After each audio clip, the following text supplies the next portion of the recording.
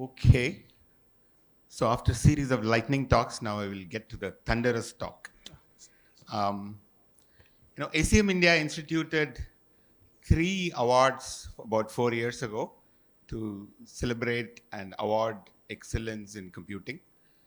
The award for outstanding contribution to computer science education was won by Professor Sudeep Mishra, who's sitting there from IIT Kharagpur.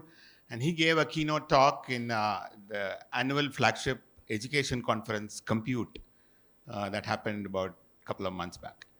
And the outstanding contribution for computing by a women award was won by Nutan Limaye, and you heard her yesterday. And Siddharth Barman has received last year's ACM India Early Career Researcher Award. And his jury citation says, for pioneering contributions to important problems at the intersection of computer science and microeconomics, in particular to algorithmic game theory and to the theory of fair and efficient resource allocation. So Siddharth is an associate professor at the Department of Computer Science and Automation at ISC Bangalore. He obtained his bachelor's from IIT Varanasi and received his PhD from University of Wisconsin-Madison. And after a postdoc at Caltech, he's been at ISC. So Siddharth has been a recipient of several awards, including Young Engineer Award from Indian National Academy of Engineering, Associateship from Indian Academy of Sciences, Ramanujan Fellowship from Science and Engineering Research Board, and Pratiksha Trust Young Investigator Award from ISC. And today he's going to be talking about algorithms for collective welfare and individual fairness. Please join me in congratulating him and welcoming Siddharth. Okay. Thanks for the introduction. I trust I'm audible. Let me take this opportunity and start by thanking ACM India for this honor and also Persistent Foundation for their generosity. I am going to take the word early career to heart and work like a naive, optimistic graduate student for the coming years. I also would want at this time to thank my mentors and endorsers, in particular Yanis, Federico, Ariel, Professor Kannan, and Professor Narhari. I feel lucky to be surrounded by wonderful colleagues at the Department of Computer Science and Automation at ISC. In particular, I'd like to acknowledge Arindam, Anand, and Rahul. It's great to have colleagues with whom you can not only share credit of your work, but the joy of such events. And thanks to the Algorithms group for that. Also, I've been privileged in the last few years to have had the opportunity of working with spectacularly wonderful graduate student interns. All of the results I'll talk about today is in collaboration with them, and I'll give due citation when I talk about the particular results. So with this important note out of the way, let's get to the technical part of the talk. My vision for this presentation is that it is an invitation. It's my invitation for you to fair division. I want to articulate in the next 55 minutes, an hour, why I'm so fascinated by this field, why I feel a great sense of joy when working on these problems.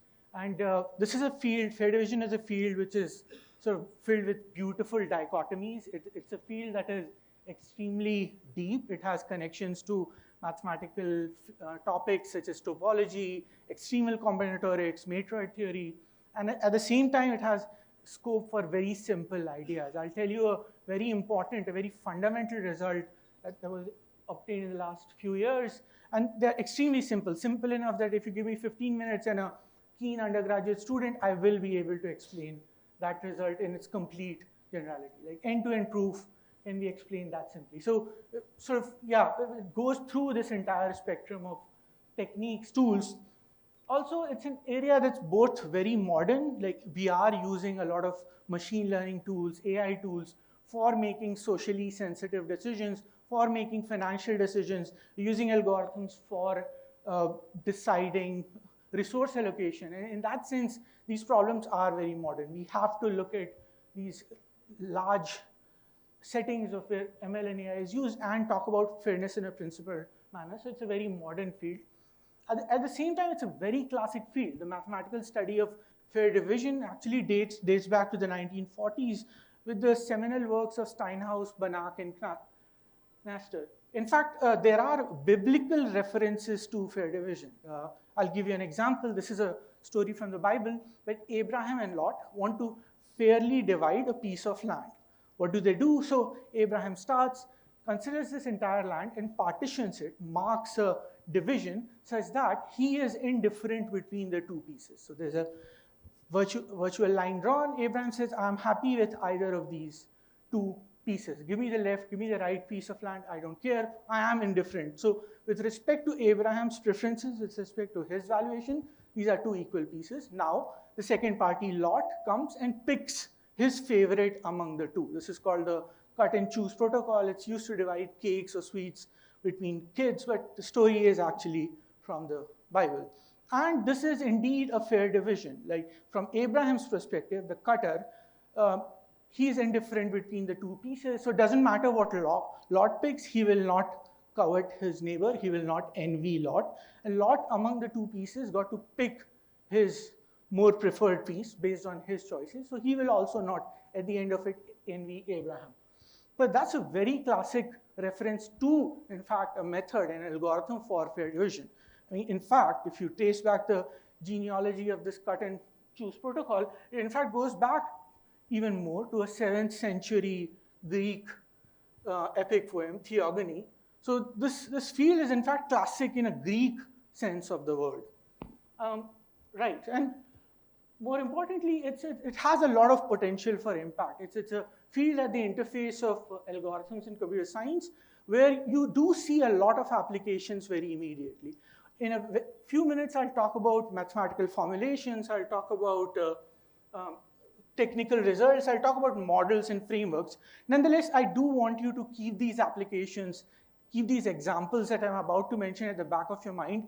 Everything I'll talk about, the theory I'll talk about, aims at addressing such applications. And this is something which I think should be an active frontier for research. Data-driven approaches, prototypes, actual tools based on what I'm talking about should be developed even more. So here are some applications, and the first domain I want to talk about is very natural. So anytime we are doing a resource allocation, a scarce resource allocation, fairness is an important objective. It's a central desideratum. For example, and I'm going to give references. This is not for technical exposition, but what I want to highlight is that these problems I'm mentioning, these examples, are in fact being studied. They have been faced in the real world. So these are real world applications, and one is this public housing unit where you have resources, in this case, government housing, and this has to be distributed fairly among a group of families. So it's a limited resource, it's an indivisible discrete resource, and you have to account for families' preferences, and you have to be fair across, say, different ethnic groups, and so on. So that's one important application. You can think of food donations. Again, imagine like a food center, a central place where food donations are coming in, and what you want to do is distribute it among different soup kitchens, different outlets, different cafeterias, but you have to also account for the fact that this food is a limited resource, and different outlets have different demands, there are different preferences, and you have to now formalize or be systematic or principled in how you go about doing this. Courses, again, a problem that we face enough in academic circles. You have limited seats in a class, you have limited seats at an institute, and you want to be, again, fair. You want to have some system of ensuring there's enough representations, and at the same time take into account preferences of students, their liking for certain subjects, so on. And finally, like more common resource allocation settings like load shedding, and when, say, electricity is limited, how do you now divide this limited resource, which in this example is electricity, among different individuals, which could be different regions of the city or different cities themselves. And not just resource allocation settings, things like rent division and all have to be done fairly. There's this very widely used website called splitit.org. In fact, a bunch of notions I'm going to talk about today are implemented here, and there's this useful data to sort of back up how popular these are. Finally, not just resource allocation, but this goes back to more how ML or AI tools are used in decision making. And there again, fairness is a very central objective. It's an objective that has to be done in a principled manner. You cannot be a bit lackluster about it. So here are 3 examples again where in some sense you are forced to talk about fairness. One actually goes back to this seminal work of Thompson that really kickstarted this entire field of bandit learning, this regret minimization, online learning. So it's a very important piece of work where you have to, you have K drugs at your disposal. You do not know the efficacies of these drugs up front. Individuals are walking in and you still have to administer them, find out a better drug while being fair across the population as you administer these drugs in sort of a sequential manner. Display ads, again, you have different possible ad configurations. You can show them to a bunch of users and still you want good user engagement. So you learn as you go along, online learning, and fairness again is an important consideration. Gig economies, you have these online requests coming in. You have to assign workload to different travel agents. You want to compensate them fairly. You want to ensure that you're not overworking certain small subset of individuals. Again, fairness has to be baked into such systems. And what I'll do is, with this backdrop of applications, I will talk about a theory for fair division. I'll talk about a systematic, rigorous way where you can develop ideas, notion, constructs, algorithms, and connections for such applications. What I'll do for organizational purposes is to partition the talk into 2 pieces. The first part will talk about welfare, and the second part will talk about individual fairness. Roughly, the point is welfare looks at the collective as a whole and tries to do well for this entire group at a time. Individual fairness, on the other hand, ensures intrapersonal guarantees, where you want to look at individuals and say that as an individual by individual, I am achieving some fairness guarantees.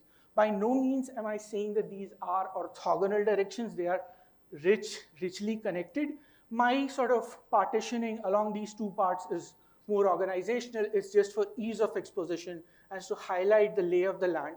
And it gives me a way to talk about my results in this space, my joint works in this space. So let's start with welfare and why is it important for an algorithm designer?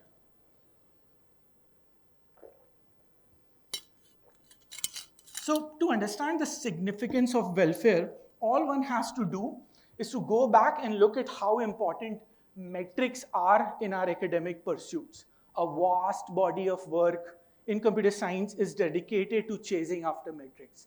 The latest and greatest models in machine learning are defined using metrics like accuracy. In fact, they're crowned the king, sometimes based on a second decimal improvement. Things like average rating, right, really determines exposure of products on e-commerce websites, which directly translates into revenue.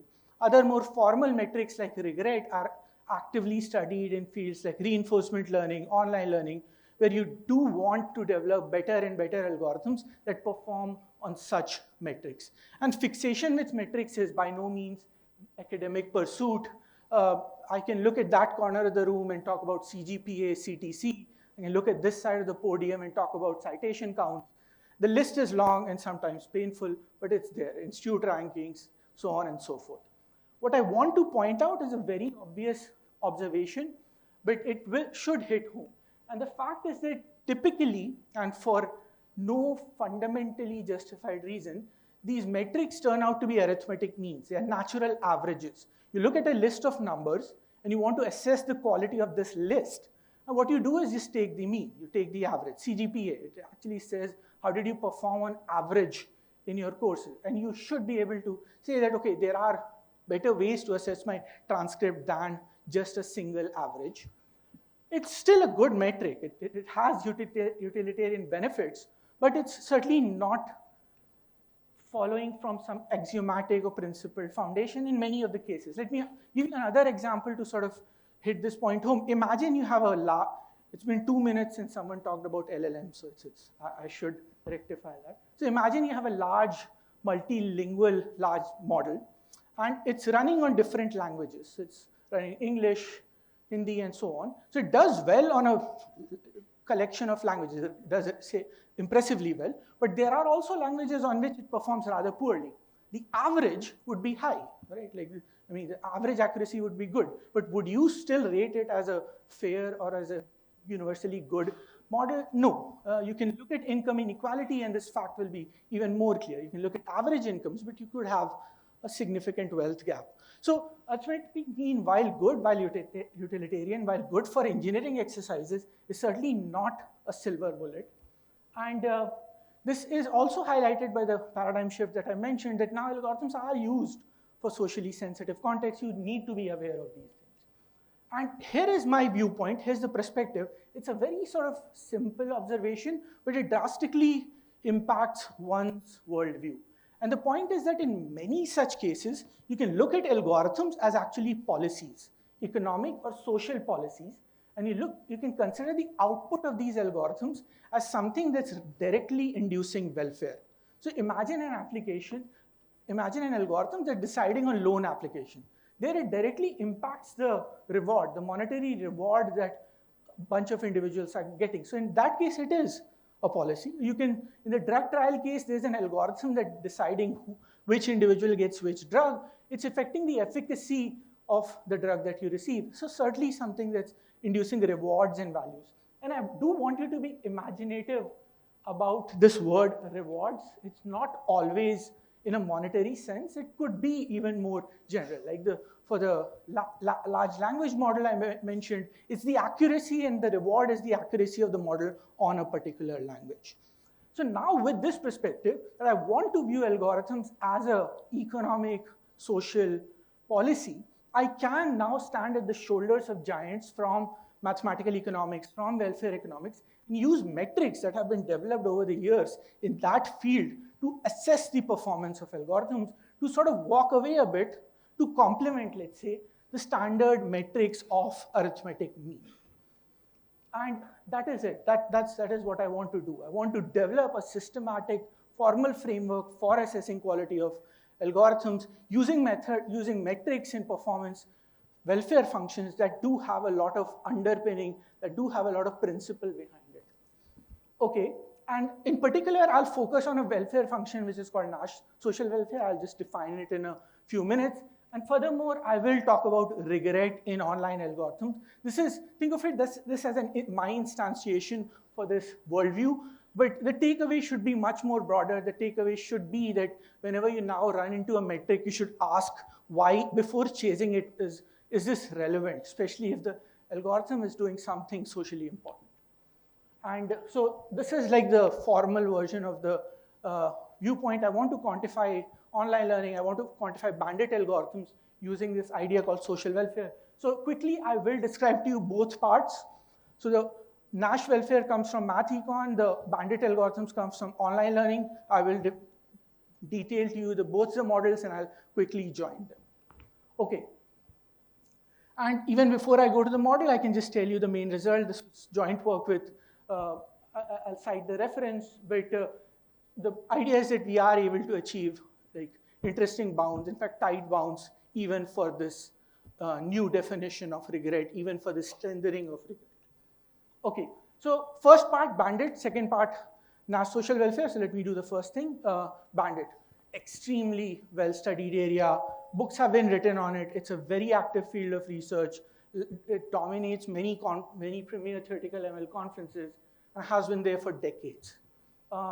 What the model what the framework is, it tries to capture sequential decision-making in uncertain environments. So here's a very simple instantiation of it. There are many generalizations, including things in reinforcement learning and so on. But let's start with the most basic version of the framework, which is that you have sample access to K distributions.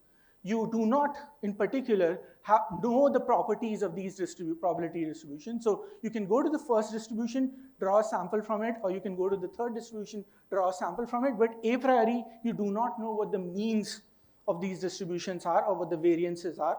You only have sample access to them, and you want to still accrue large reward. You want to still draw samples that are high. And you want to do this, let's say, for some number of T rounds. And in particular, if you at any round t, in any one of these rounds, if you go to, let's say, the ith arm, the 7th arm, you draw a sample from it, you'll get an arm-specific reward. So it's like, think of these like k black boxes sitting in front of you, k probability distributions. You can pull an arm of any one of them, and it'll pop out a reward, and the reward will follow a probability distributions that's hidden under this black box. Okay, and as I said, if you pull the ith round, if you pull the 7th round R probability distribution, this is the reward you'll get in expectation. I want to get as high a number as possible. And notice that in this case, the best thing you could have done if you knew the statistical properties of the distributions was to look at the distribution that has the highest mean, the highest expected value, and just keep drawing rewards from that sample. But you don't know this. This is a benchmark you want to achieve, but a priori, having not seen the distributions or having no knowledge about the statistical properties of the distributions, you do not know mu star. It's the benchmark you want to achieve, but with sampling. And the notion of regret, a very well studied notion in multiple fields, once quantifies the performance of an algorithm or says that your objective should be to minimize regret. As in life, here the goal is to minimize regret, which is that you want this average expected values that you have accrued across t rounds to be as close to this optimal mu star as possible. So in every round, you get this expected value based on the ith arm you pull. You look at the average, look at the arithmetic mean, and you want this arithmetic mean to be as close to mu star as possible. So as I said, regret innately has an arithmetic mean in it. It's this. You are quantifying the performance of the algorithm by taking an average, but the actual output of the algorithm is this list of t numbers, one for every round. So to hammer this in, let me go back to the drug trials application and connect this model to the application. In fact, this is one of the seed applications that really started this entire field of online enrolling, this field of regret minimization. So here what you can do is think of the k drugs you have as the k unknown probability distributions. The reward is the efficacy. So if you administer the third drug, the efficacy would follow the distribution based on that drug. And you have a population of T agents that arrive one after the other in T rounds. And what regret is saying is that, look, there is a drug that has efficacy mu star, that's the best drug in expectation. I want an algorithm where the average efficacy is as close to the best possible efficacy. And you see the problem already. If I could, in principle, develop an algorithm that treats an initial part of the population as lab rats, do a lot of exploration, and then exploit that knowledge to administer a high efficacy drug. This average will be high even if for an initial part of the population, the efficacy is rather low. It's just the nature of the arithmetic mean. It will balance out if on a large chunk of rounds or for most of these individuals in this population size T, you are doing well. So, and the same thing can be said about user experience and ad displays. I'll not belabor the example. As I said, this has been studied for quite a while, this standard notion of regret, and there are tight bounds known which show that as t increases, this regret decreases, it goes to 0 as 1 over square root t. So these are sort of celebrated results. There are many other low regret algorithms known. Now that I've covered multi-arm bandit, let me go to the second vertical, which is welfare. So I'm switching from online learning to mathematical economics and talk about how welfare comes in. And so here the idea is the following. Consider any policy, consider any resource allocation. So you have a bunch of resources, I divide it among the audience in the room, or I pick a taxation policy which induces values for a population of size T, or I pick a drug trial algorithm and look at these as the T efficacies that are induced. So if I change the allocation, if I give different subsets to different individuals, this T tuple will change. If I change my algorithm, these T numbers will change. But the point is, and welfare functions abstractly are quite simply a way to compress this T tuple into a single number. So what you want is a function that takes a T-dimensional vector, a T tuple, and gives you a single number. And using this number, you can decide which tuple is better. Which is this policy better? Is this distribution of values across a population of T individual better, or is some other tuple better? And the way you do it is by applying a welfare function. So you have implicitly or explicitly used arithmetic mean to assess quality of T numbers. If you use accuracy, you've certainly done that. But as we have discussed now at length, that this might not be a good way to combine numbers to assess the quality of this tuple of T valuations. You can go to the other extreme and look at what is called egalitarian welfare, wherein you say, I prefer a T tuple of valuations when the minimum is as large as possible. So you want to now focus on policies, algorithms, decisions, where the least of individuals in this population is doing as good as possible. But this is completely opposite to the utilitarian perspective of social welfare, arithmetic mean. But right in the middle, beautifully right in the middle, sits the arithmetic mean, and this is called the Nash social welfare. Why is it here? Well, it's here because the AMGM inequality tells me that it will be upper bounded by the arithmetic mean, and it's a mean, so it will at least be the min value. And this is the focus. This will be the welfare function I'll apply. I'll use geometric mean to assess the quality of T tuples. I'll prefer a T tuple, a distribution of these values V1 to Vt, if the higher its geometric mean is. And this is not merely an aesthetic exercise. It's coming from a much more principled way. In this talk, in this presentation, I gave you geometric mean, and then I'm trying to justify it. The way it was identified in Math Econ was actually in the following direction. You start with principles. You start with axioms that your welfare function you would like to satisfy, and then see what are the welfare functions you have. So you start with axioms, the ones mentioned on the slide, and then you move towards figuring out what is the welfare function, and Nash welfare function is one such criteria. It's one such metric that satisfies these important axioms mentioned on the screen.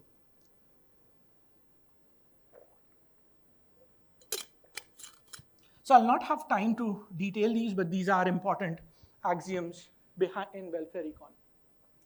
And just before I complete this thread of thought, let me just give you a quick example to highlight what I'm effectively saying. So if I look at a tuple of valuations where half the population gets 0 and half the population gets 1, and try to compare with another T tuple of values where everyone gets 4, arguably the second one is much fairer.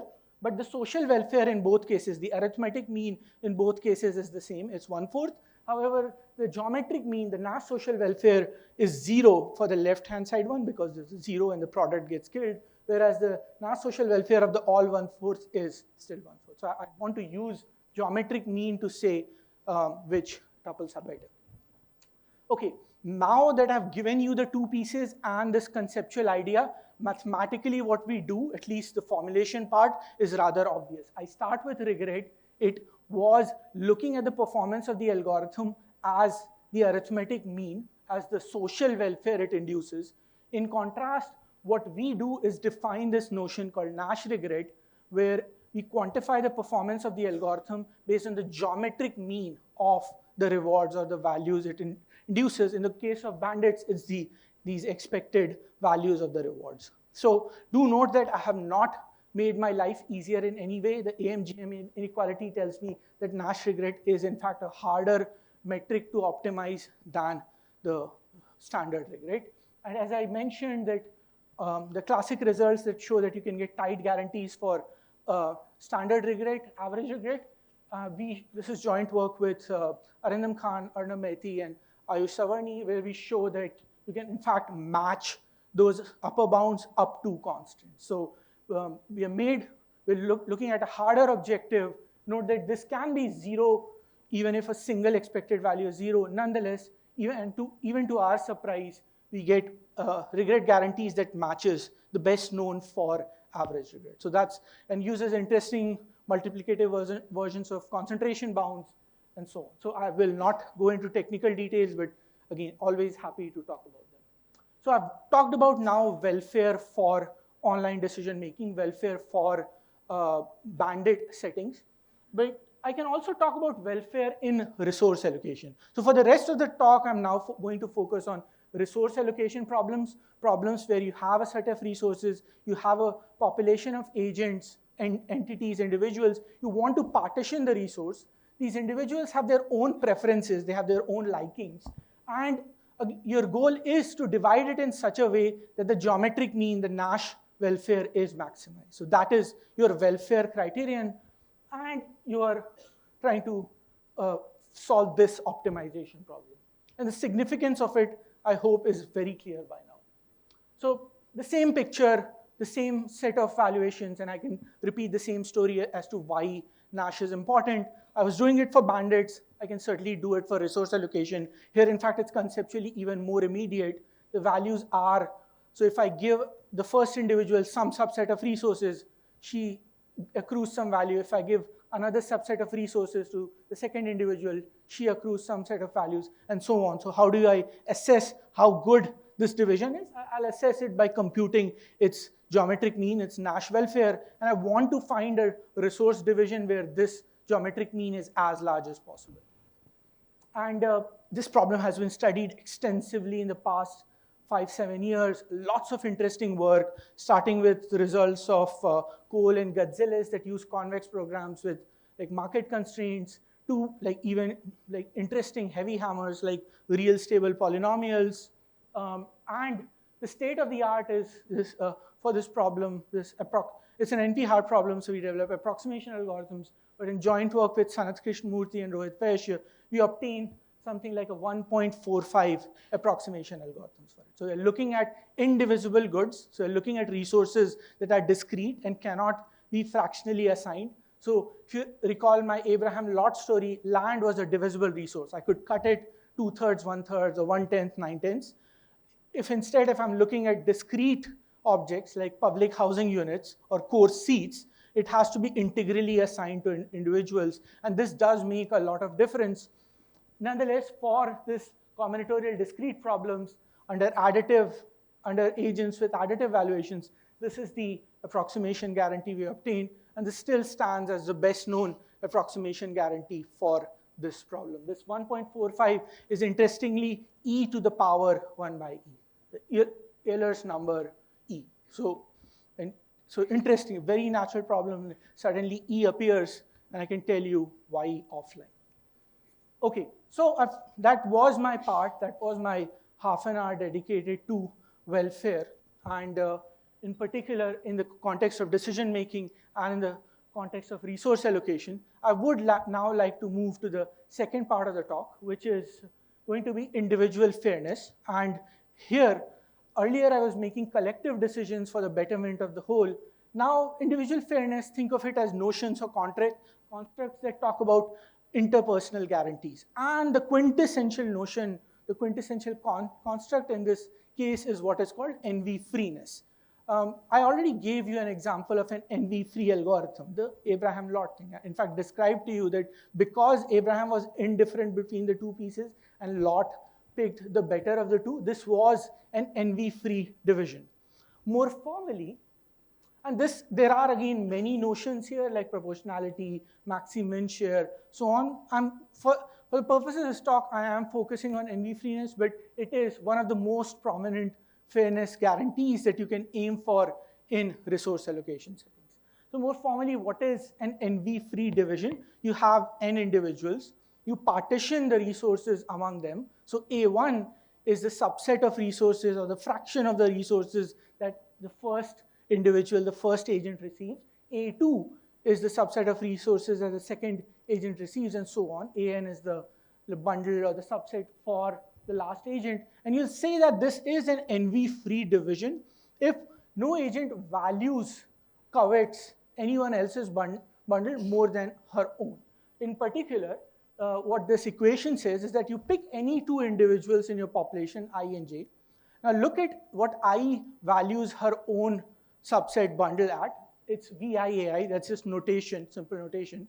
And what the inequality demands is that I's value for any other bundle AJ should be at least as high. So do note that I'm equating both sides of the inequality with I's valuation with I's preference. So I looks at what she has received.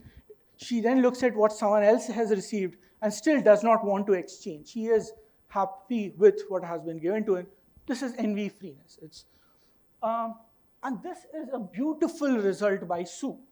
That if I give you a heterogeneous divisible resource like land or a piece of cake, technically it's called cake division.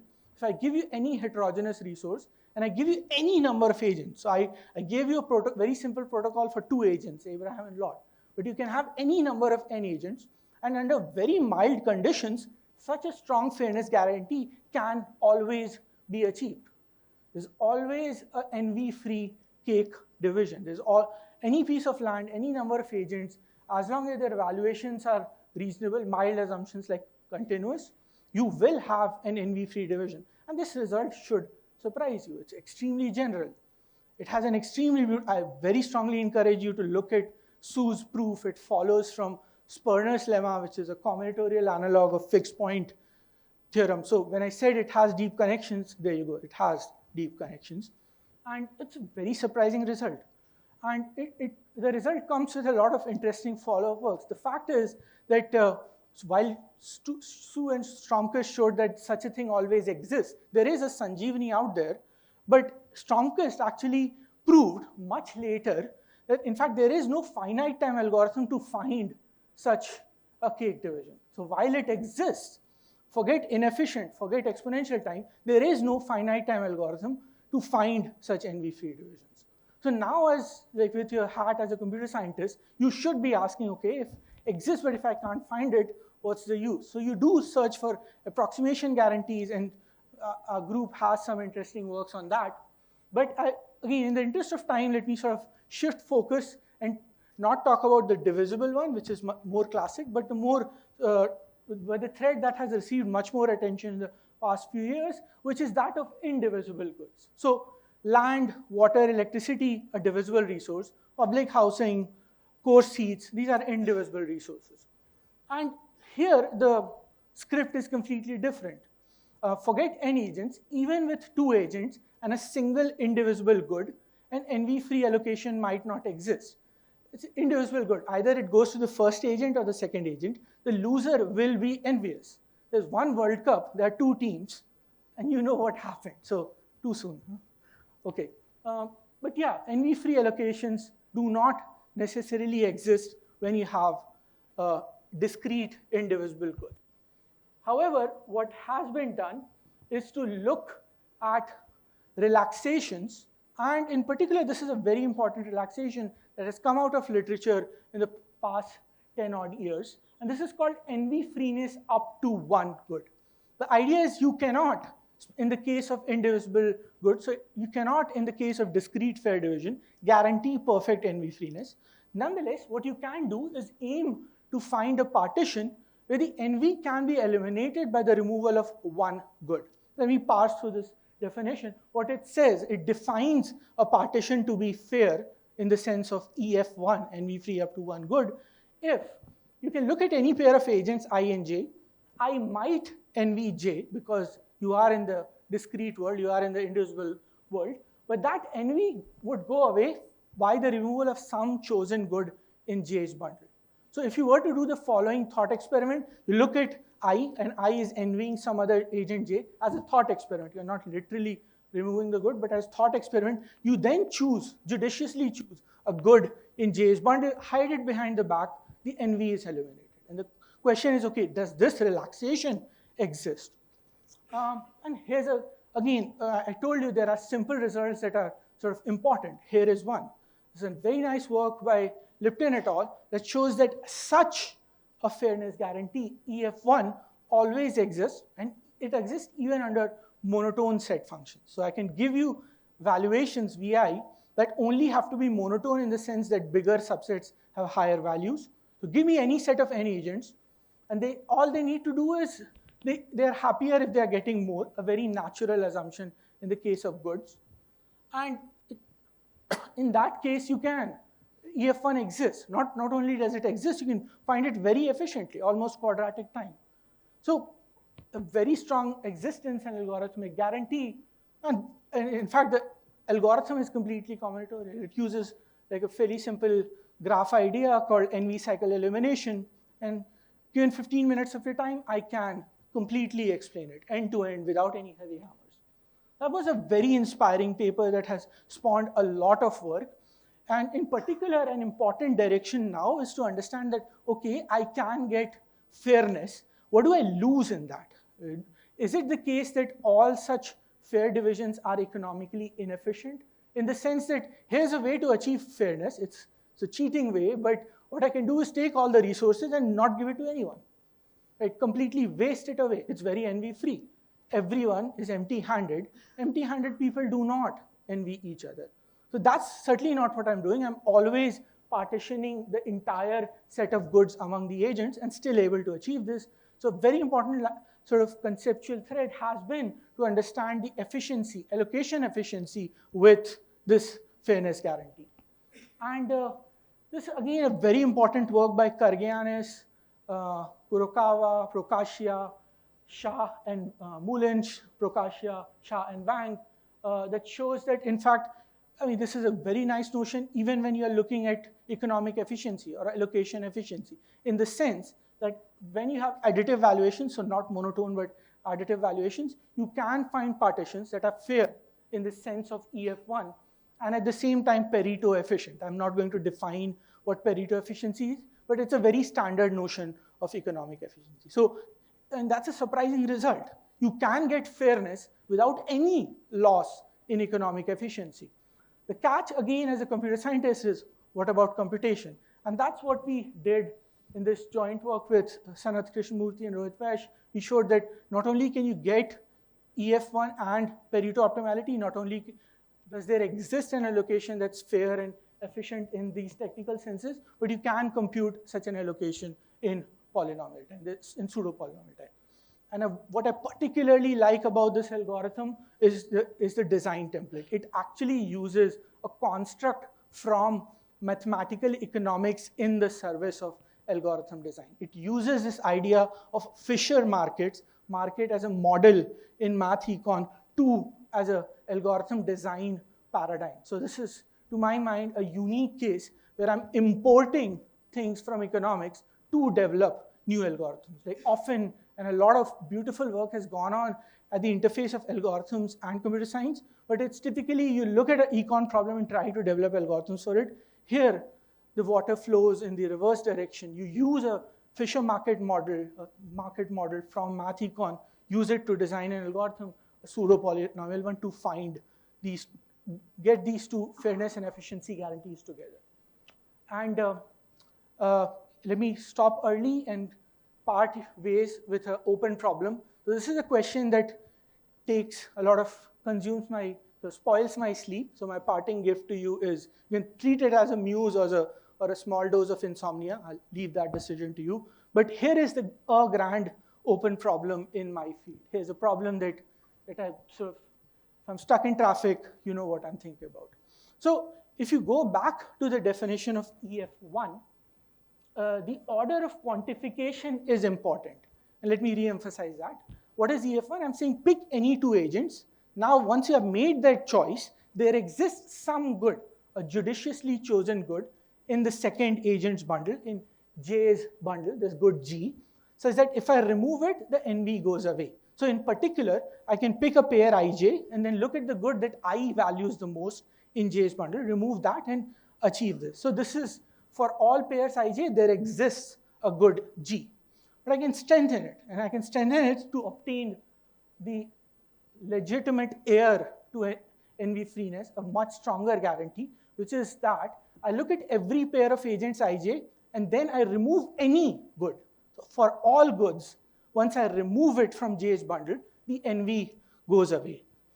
So this is called EFX, NV free up to the removal of any good. So in other words, what I'm saying is that I might envy J, Vi AI might be less than Vi AJ, but if I look at any strict subset of AJ, the inequality reverses. So Vi AI is greater than Vi of any strict subset of AJ. This is called EFX. And the grand open problem is that, do they exist? We do not have counterexamples. Even with a lot of empirical work, like simulations, this and that, there is no counterexample. So what this says is that, and this is open even for additive valuations. So here's a very simple question. You have n agents, you have some number of discrete goods. So the valuations are additive. That is, the value of any agent for any subset is just the value of the goods in that subset.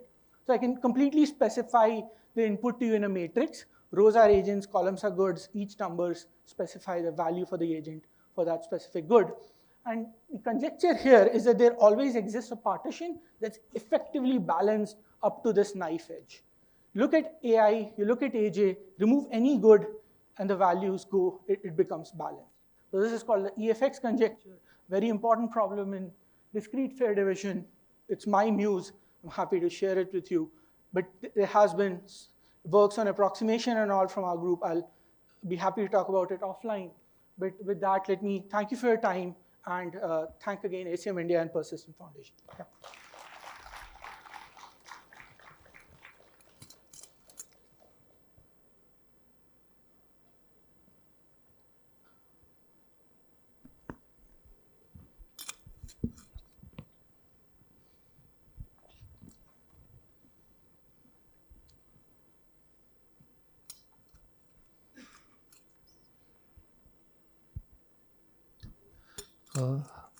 Hi, thank you for the wonderful talk. So I just wanted to understand one thing about this particular open problem that you're talking about. Yes. Do you assume that the value for the any good in J's bundle is equivalent for I as it is for J? Like, do I and J place equal value for all the goods in J's bundle? No, that's called the identical values assumption, and in which case it's easy. In which case this exists, but I'm not. I have individuals who value, so I do have vegetarians and non-vegetarians standing in the buffet line, so some will value non-veg dishes, whereas others will. I'm not assuming that. So that's why I keep writing VI to emphasize the fact that I'm looking at distinct individual valuations, but they are additive nonetheless. Right, and do you also assume that the bundles are finite sized? So this is discrete, indivisible, fair division. Everything is finite. Thank you. Make all the nice assumptions you want, and the question still stands open. Thank you. Yeah.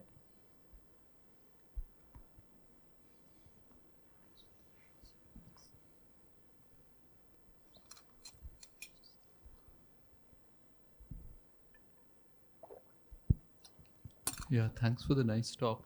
So you mentioned about the NV cycle free algorithm for doing EF1. Right. That can only give you certain kinds of NV-free allocations. There are other EF1 allocations which an NV-free cycle cannot give, can never give. Yes. So is there some work on that? I mean, if I want to sort of explore the space of NV-free allocations. Right, so there have been studies on like the number of such allocations, like the counting problems, but you're right, in particular, neither it's, so I can give you like a more technical answer and more, but like if you go back to, for example, this case of both the results, right, like that I was talking about in terms of economic efficiency.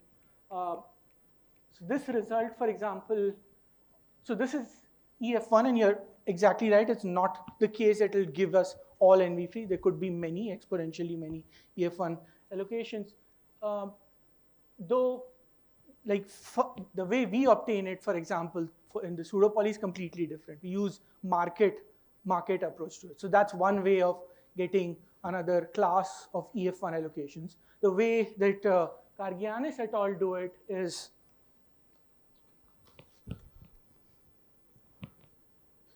in fact, by looking at Nash social welfare. They say that, oh, look at an allocation that maximizes Nash social welfare, the object, the geometric mean, and that will, in the case of additive valuations, be again EF1. But yeah, like there is no sort of complete answer to the question of like, is there a method that generates all EF1 allocations? So that's still it's open in that sense. There are different algorithms known.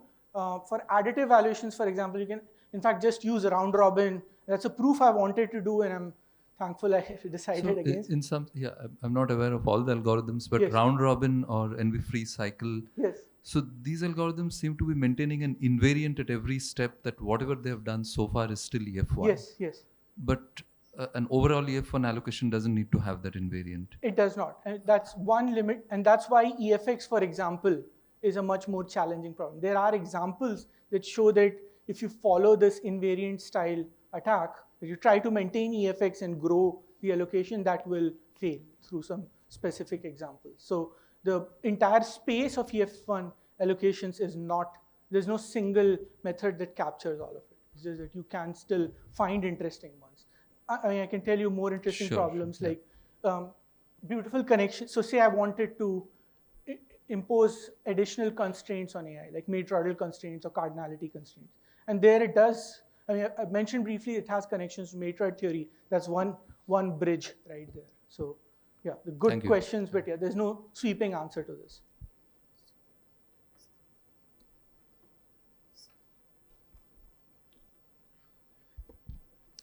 Thanks for the nice talk. This is more from an application perspective of this, Right. from the computer perspective. Like you have resources, CPU, memory, disk, right? And your agents are like applications which are demanding it, right? So is there a like study around like using these algorithms for doing fair distribution of these resources between applications, where there may be a relation between agents? Like if some agent is consuming something, then there is a related application to that which may have an impact of that. Are there such studies done around this particular application of these? Yes and no. So yes, like there are this notion called dominant resource efficiency. It goes back to works from Berkeley that do it. The ECE or like network routing people use ideas like alpha fairness constructs. But at the same time, like what I would suggest is this, is the first part of the talk, it's worth actually studying those from this geometric mean perspective. So there are works, but I think it's still Some more studies there's required. a lot more scope for it. Okay, thank you. And from my point of view, this idea of geometric mean is something worth studying. Yeah, I particularly, like personally, am interested in such like data-driven approaches or like user studies. So that will be certainly something worth exploring. Sure, thank you. Siddharth, you were using this notion of geometric mean to capture this collective social welfare and Yes. so on. But if you're using the geometric mean, if there's one individual who has a very low value or the arm which has very low distribution, then essentially the rest of it doesn't matter, which means that the individual is holding the community hostage. Right. How does that translate to the original objective of community welfare? Because now you have a single individual saying the entire community is useless. So it's zero is maybe like the pathology of it, but in the sense you could have high, if the population stars is high, you could still afford low values, for, like non-zero but low values, and still the geometric mean could be pushed higher. So there was a critique I mentioned of egalitarian welfare, where you look at the minimum. This is exactly that critique. So at least geometric mean tries to take one step away and does this balance. A more technical answer is there are some extreme like resource scarce environments where someone has to go empty-handed. Like again, one World Cup, 2 teams. Then the technical way around it is that it's called smoothing. I didn't cover it, but what you do is you look at the value plus, but add a small number so that this product becomes non-zero. So you just shift it by some small amount and do it. There's also work from our group. It looks at subsidies and side payments to sort of alleviate that. But yeah. So this was like your critique is completely the reason why we moved away slightly from egality. It's also called Rawlsian welfare. We're looking at the worst of it. Okay, I have a couple of questions. So this proof carefully constructs this G, is it, for every pair, whereas it doesn't work if you change the for all to, if there exists to for all. Yes. So as was mentioned by Professor, the algorithm iteratively keeps this. So it picks an agent to give the next, so it's an iterative algorithm. You look at the next agent who can be given the good, and you judiciously pick the good such that this property is maintained. And interestingly, you can maintain. So it's a very like natural iterative algorithm, and where you keep selecting the good that certifies EF1 holds. What the challenge with one among many challenge with EFX is that if you can pick a good, but like your earlier decision might go wrong. So in fact, like if you look at this EF1 algorithm of Lipton et al., previous slide, it in fact guarantees that you iteratively grow these bundles, keep adding, and you get EF1 with the last added good. So yeah, it does that. So for all pairs, it's work. able to maintain. No, so for all G, the proof doesn't work, you're saying, or For all G, the proof for sure doesn't work. Yeah. and there are no. I mean, you can construct examples where that specific algorithm actually fails. So the proof doesn't work and the algorithm as such doesn't work. Okay, the second question is, what about EF2 or something? Of course, Yes. EF1 exists, EF2 will also, but maybe algorithmically you may find it faster. Yeah, good question. So good that I actually have answered it. So I told you this next slide. This is pseudo-poly. If you allow me EF2, I can make it polynomial. Yeah. Hello, Siddharth. Okay, I have a question. It's about Yes. welfare. I'm Okay, here. yeah, hi. So you explained the Nash welfare scheme.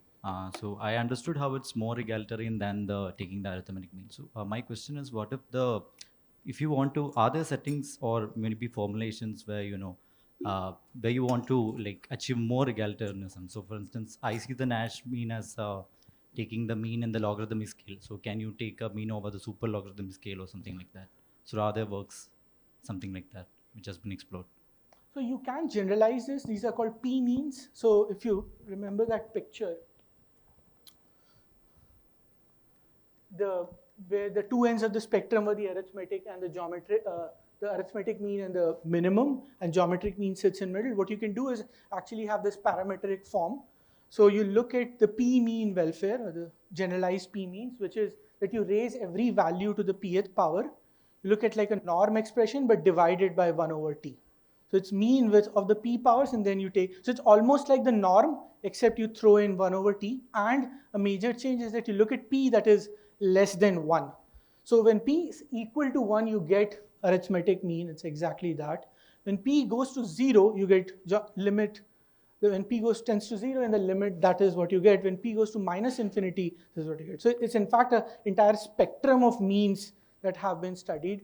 And again, so nice a question that we have studied it and we have algorithmic results, So does both your hardness and approximation. does your result also hold in all these settings or? It's a general result for any p-mean. So starting alright. from here to here, this is infinite family of p-means. You give me the p, there's the same algorithm, it will tell you what the allocation is. Right. Thank you. Okay, I think there are no more questions. We thank Siddharth again. Thank you. And I request Jayant to give a small token of appreciation. Thanks. So please join me in congratulating Siddharth again.